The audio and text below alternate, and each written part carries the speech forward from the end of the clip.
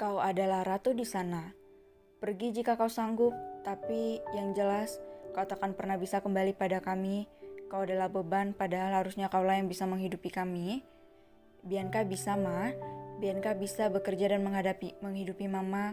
Bianca mantan sekretaris Papa Ray dan masih bisa bekerja di sana. Bianca, seberapa besar gajimu, memang kau masih bisa menjadi sekretaris? Siapa yang mau memakaimu? Kau hanya akan dijadikan staf bodoh dengan gaji biasa. Ma, itu cukup buat kita hanya berdua. Mami Bian merangkak lalu menghampiri wanita itu dengan berlutut di kakinya, menangis meraung-raung dengan segala permohonan yang ada. Namun sayangnya sang mama bagai batu karang yang begitu sulit diluluhkan. Air mata itu pun terbuang percuma dari Mami Bian. Kau tak lelah menangis, berhentilah dan segera pulang. Ingat kau ratu di sana. Jangan biarkan yang lain menggantikanmu. Ma, pergi. Satu kata yang langsung membuat Mami Bianca terdiam dan menuruti semua perkataan itu. Ia pun berjalan gontai menuju pintu keluar dan pergi tanpa pernah menoleh lagi. Tuan sudah pulang, sapa salah seorang pelayan pada Ray. Iya, Nyonya mana? Sejak pulang tadi Nyonya di kamarnya sedikit lemas dan pucat. Apakah kurang sehat? Saya ingin masuk tapi takut mengganggu. Ya sudah, biar saya yang bicara. Taruh tas dan yang lain di ruangan kerja. Pinta Ray pada sang pelayan. Ia naik dan benar saja menemukan Nurnya tengah tidur dengan begitu pulas berselimut tebal. Ryan berjalan pelan, segera naik ke ranjang dan menghampiri sang istri. Disentuhnya dahi Aida dan membandingkan dengan dirinya. Hangat tapi sama, ucapnya. Ia kemudian duduk bersandar begitu dekat dengan Aida, menunduk dan tangannya mengusap lembut pipi cabi itu. Sayang, bangunlah, bisiknya dengan begitu lembut. Mata Aida terbuka dan langsung menatapnya dengan senyuman yang begitu manja. Menggelengkan tangan kanan di tengkuk Ray. Baru pulang, bau asam, ledeknya.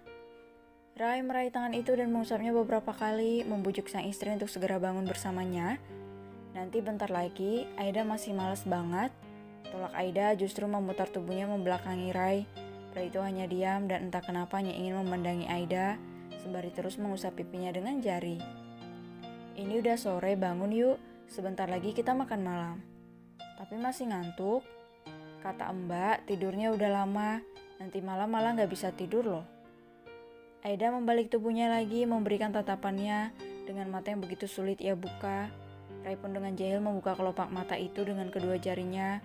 Ia terbahak-bahak dengan ekspresi yang diberikan Aida kala itu. Lucu, Ray masih terpingkal tatkala Aida kesal dan mengunyunkan bibirnya. Ngeselin, malah makin dimainin begitu. Iya maaf, tawanya. Begitu sulit berhenti, Aida pun tersipu malu dan menenggelamkan wajah di dada Ray saat itu. Nur, kenapa? Mei sama Sam, Aida langsung kepikiran mas, ibarat tengah memegang bosi malakama. Aida gak bisa menentukan bagaimana seharusnya. Hei, Mei sudah dewasa, biarkan dia memilih bagaimana yang ia suka. Bukan masalah suka, tapi Ray mengusap rambut Aida, lalu meraih kedua wajah itu. Di bawahnya menghadap wajahnya, tepat mata bertemu mata. Aku kakak Sam, kamu kakak Mei. Kita akan saling mengawasi adik-adik kita. Biarkan Mei memilih untuk masa depannya. Kita gak pernah bisa mengekang mereka. Aida hanya bisa membalasnya dengan tatapan penuh haru, mengusap pipi Ray sesekali turun ke bibirnya. Semakin menuju jakun seketika, lengan Aida Ray ambil dan menjauhkan dari benda sensitif itu. Kenapa? Manyun Aida. Gak apa-apa, yo bangun dan mandi, bujuk Ray dengan kecupan bertubi-tubi untuk sang istri. Perpisahan Mei dan Sam. Makan malam terasa begitu hening. Hanya sesekali terdengar ketika Sam mulai memberi perhatian untuk Mei yang masih sulit menggerakkan tangannya. Itu pun dengan cepat dihentikan ketika Aida mulai memberi tatapan tajam pada keduanya. Sama halnya dengan Mami Bianca, ia tampak lesu dan sayu, tak seagresif biasanya, menambah sepinya suasana di sana. Ray, panggil Sam yang akhirnya memulai percakapan. Ya, ada apa Sam?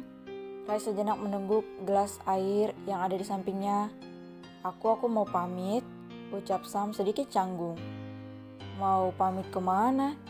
Aida menambahi meski dengan nada datarnya. Aku akan pindah ke rumahku sendiri. Aku sudah membeli sebuah rumah dari hasil tabunganku bekerja selama ini. Meski rumah itu tak begitu besar seperti di sini, tapi setidaknya nyaman, iya kan kak? Mei, tetap Aida dingin. Mei pun langsung diam dan menundukkan wajahnya. Rain pun menenangkan sang istri dengan menggenggam tangannya erat. Tampak jelas oleh Mama Bianca yang hanya bisa menghela napas kali ini. Kau yakin? Tatap Rai pada Sam. Ya, aku sangat yakin aku sudah persiapkan semuanya dan hanya tinggal menunggu restu kalian agar aku bisa menikahi Mei. Tatap Sam. Sam, Mei kalian? Kaget Mami ketika mendapati keduanya dengan tatapan penuh cinta. Ya, kami akan menikah menunggu restu dari kedua wali kami. Ucap Mei menggenggam tangan Mei dan mengangkatnya pada Mami Bianca. Mami Bianca hanya mencubit kesal, pemandangan semakin menyakit matanya kali ini.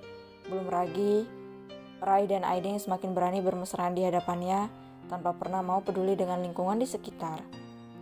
Mei, kamu udah mikir matang-matang, bukan cuma aku, Mei, tapi ibumu di kampung, tukas Aida.